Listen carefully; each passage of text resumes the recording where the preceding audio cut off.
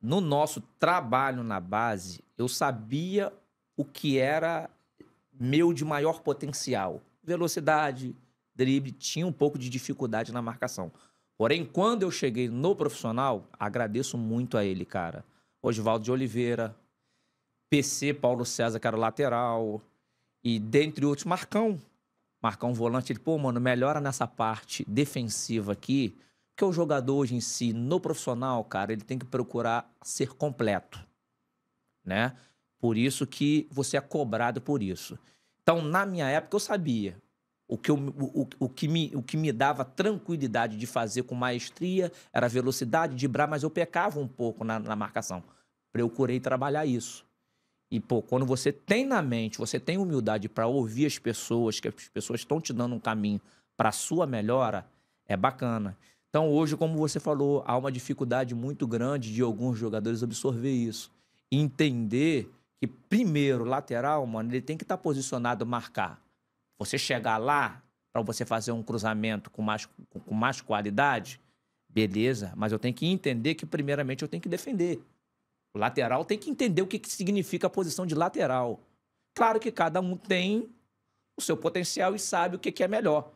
Mas a gente precisa entender que o lateral ele tem que a cada dia estar se conscientizando e ser completo. Eu brinco com isso, eu falo que o lateral ainda joga na defesa, né?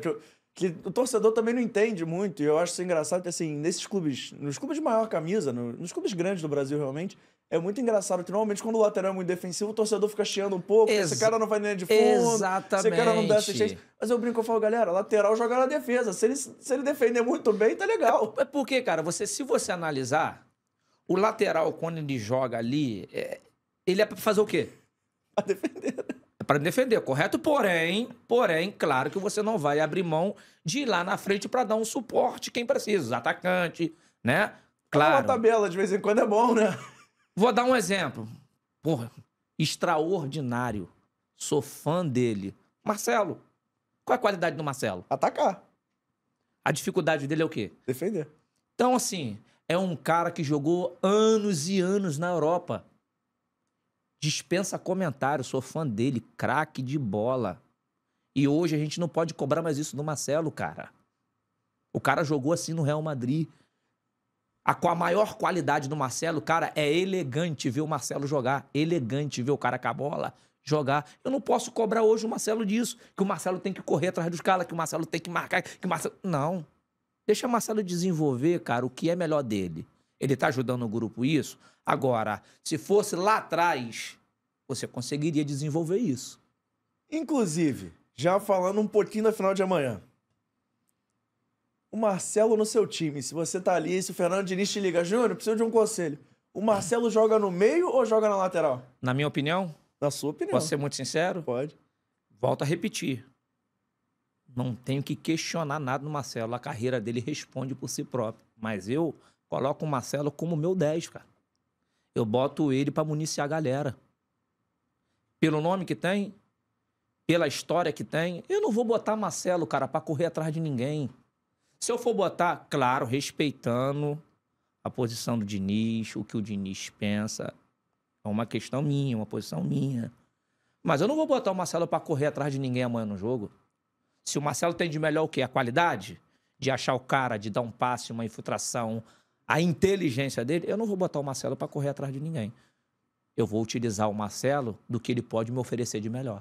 Eu até brinco que eu falo que o Marcelo no Fluminense, ele joga meio que de Marcelo, né? Que ele começa o jogo de lateral, aí você vê ele tá de ponta, direita, ele tá de meio. Porque tem qualidade pra isso. Ele joga muito. Tem qualidade pra isso. Você vê até na final do Campeonato Carioca, que se eu não me engano foi a estreia dele contra o Flamengo, ele faz um gol que ele tá pela direita, ele vai costurando todo mundo. Cara, eu olhando o Marcelo no Fluminense hoje, conforme você tá falando, que Marcelo hoje, ele tá em setores do campo, mas quando o Marcelo chega, teoricamente, em frente à área do adversário, eu fico com aquele sentimento assim, vai sair alguma coisa.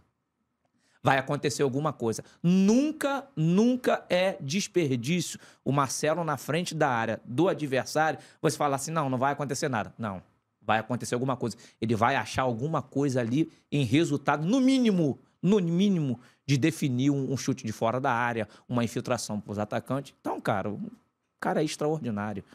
E E o Marcelo, não sei se você chegaram a ser contemporâneos no Fluminense em base profissional, mas assim, enquanto você estava no Brasil, ele chegou a surgir no profissional, chegou a jogar. Você imaginava que ele ia chegar tão longe, assim, de ser o maior vencedor da história do Real Madrid? Com certeza. Eu de fato, em 2005 eu estava no México. 2006 eu voltei pro Botafogo. Foi até campeão carioca. 2006 o Marcelo estava no Fluminense. 2007 o Marcelo sai. 2007 eu volto pro lugar do Marcelo. Eu só voltei pro Fluminense em 2007, que foi a conquista da Copa do Brasil, porque o Marcelo saiu pro Real Madrid.